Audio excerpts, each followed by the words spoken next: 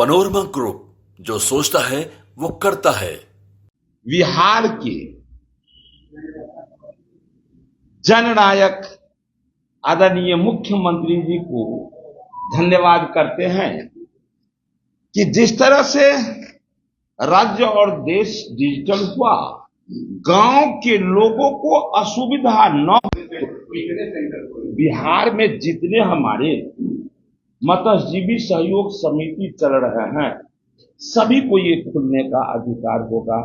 इसलिए हम लोगों के लिए बड़ा, इसमें देखिए जितने तरह का आवेदन, देखिए अभी तक मछुआ समिति के माध्यम से केवल तालाबों का ही, तालाब, झील, नदी, इस सब का ही बंदोबस्ती हुआ करता था। मत्स्य पालन से जुड़ा हुआ विषय का काम होता था। लेकिन आने वाले कुछ दिनों में ही प्रत्येक प्रखंड में कॉमन सर्विस सेंटर की तरफ काम करेगा।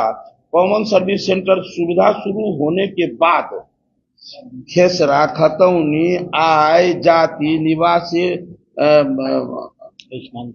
आयुष्मान कार्ड बनता है, वो प्रमाण पत्र, बिजली का बिल, फोन रिचार्ज जैसे जितने भी काम होते हैं, ये सब इस सेंटर से खुलते हैं। तो गांव के लोगों के लिए मुझे लगता है ये वरदान है।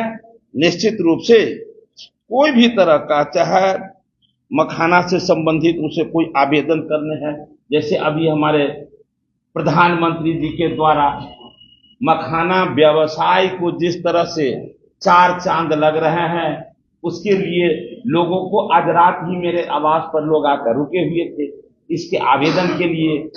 तो उन्हें जब जानकारी होगा कि मुझे वहां पटना जाने का जरूरी नहीं है, हम कॉमन सेंटर में जाकर के हम ये काम कर सकते हैं, तो उन्हें सुविधा होगा।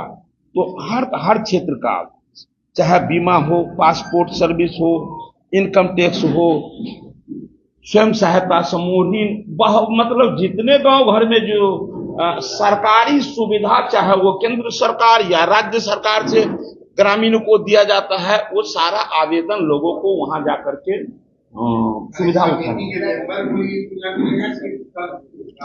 ये कोई भी कर सकते, लेकिन ये अधिकार इनको जो मिले हैं, इनको ये दिया गया है, वो वहां से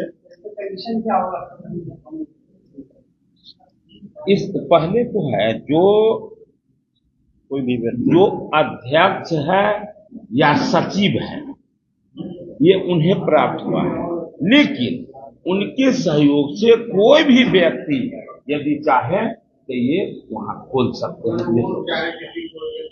हाँ, अरे कहीं भी हम भी कोई चीज का अप्लाई करते हैं तो हमें भी किसी का निर्देश, आदेश, सहमति लेना होता है।